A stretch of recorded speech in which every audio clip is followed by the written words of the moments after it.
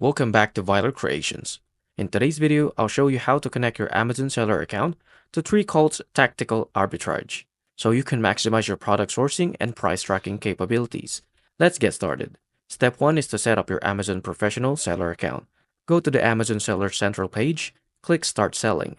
Make sure you're signing up for a professional seller account. Depending on your region, select the appropriate language and country by clicking the flag icon in the top right corner. It may take 1 to 2 days for Amazon to activate your account after registration. Step 2 is to authorize Tactical Arbitrage with your Amazon. Open Tactical Arbitrage and go to the settings on the left sidebar. Click Amazon Authorization or click Connect. Select your region. Log in with your Amazon seller account and review the permission and click Allow to authorize. Once authorized, you'll be redirected back to the Tactical Arbitrage.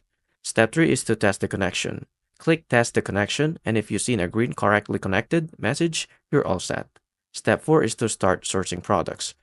Now that your accounts are connected, you can use Tactical Arbitrage powerful tools like product sourcing, price tracking, and advanced filter. I really hope this helped. If it did, please like and subscribe, and I'll see you into the next one.